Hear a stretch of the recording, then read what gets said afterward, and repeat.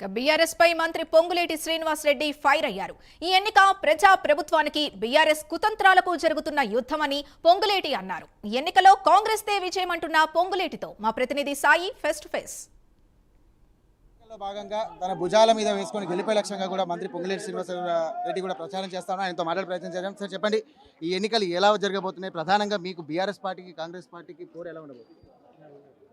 కుతంత్రాలతో ఉన్న ప్రభుత్వం ఆనాడు 10 సంవత్సరాలు పరిపాలించిన ప్రభుత్వానికి చిత్తశుద్ధితో పేదవాడి పక్షపాత పార్టీగా ప్రజా ప్రభుత్వంగా ఉన్న ఈ ప్రజా ప్రభుత్వం ఇందిరమ్మ ప్రభుత్వానికి జరుగుతున్న యుద్ధం ఈ జూబ్లీ హిల్స్ బై ఎలక్షన్స్. తప్పకుండా ఈ జూబ్లీ హిల్స్ ఎలక్షన్లో మా అభ్యర్థి నవీన్ యాదవ్ గారు అత్యధిక ఓట్ల మెజార్టీతో గెలవబోతున్నారు. ఎవరు కుతంత్రాలు పన్నినా, ఎన్ని అవంతరాలు సృష్టించినా అని ప్రయత్నం చేసినా ఈ గెలుపుని ఎవరు కూడా ఆపలేరని కూడా తెలియజేస్తున్నా. 10 సంవత్సరాలు వారికి టైం ఇస్తే కనుక దానికి సంబంధించి కూడా ఎలాంటి అభివృద్ధి జరగలేదు. 1,00,000 ఇండ్లు ఇచ్చామని చెప్పేసి కూడా బీఆర్ఎస్గా ఏదైతే పార్టీ ఉందో దానికి సంబంధించి కూడా చెప్తున్నప్పటికీ కూడా మొండి గూడలతో కూడా ఇక్కడ ప్రజలకు ఇవ్వలేదని చెప్పేసి కూడా ప్రధానంగా ఆరోపిస్తూ ఉన్నారు పొంగులేటి శ్రీనివాస్ రెడ్డి సంబంధించి కూడా.